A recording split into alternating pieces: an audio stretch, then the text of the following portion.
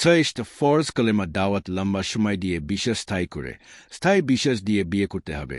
7 ফরজ কলেমা দাওয়াত লম্বা সময় দিয়ে বিশ্বাস স্থায়ী করে স্থায়ী বিশ্বাস দিয়ে কোরবানি আদায় করতে হবে। 8 ফরজ কলেমা দাওয়াত লম্বা সময় দিয়ে বিশ্বাস স্থায়ী করে স্থায়ী বিশ্বাস দিয়ে সন্তানের ফরজ আদায় করতে হবে। সমস্ত ফরজ কলেমা দাওয়াত লম্বা সময় দিয়ে বিশ্বাস স্থায়ী করে স্থায়ী বিশ্বাস দিয়ে সমস্ত ফরজ আদায় করতে হবে। সমস্ত মানুষের দৃষ্টি আকর্ষণ নবী ও সাহাবীরা কলেমা দাওয়াত শিখে কলেমা দাওয়াত লম্বা সময় মানুষদেরকে দিয়ে মুসলমান হওয়া শুরু হয়েছিল। নবী প্রথমে কলেমা দাওয়াত শিখে কলেমা দাওয়াত সব শ্রেণীর মানুষদেরকে লম্বা সময় দিয়েছিল। যারা কলেমা দাওয়াত বিশ্বাস করেছিল তারা কলেমা দাওয়াত শিখেছিল। যারা কলেমা দাওয়াত শিখেছিল তারা কলেমা দাওয়াত লম্বা সময় মানুষদেরকে দিয়েছিল।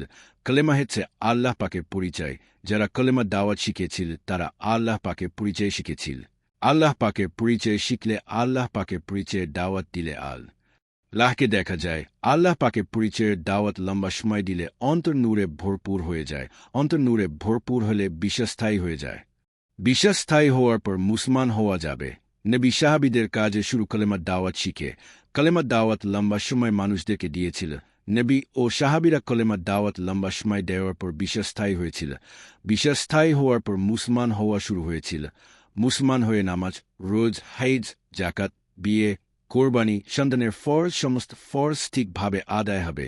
মুসলমান না হয়ে সমস্ত ফরজ নষ্ট হবে। মুসলমান না হয়ে ইবাদত করলে গুনাহ হবে।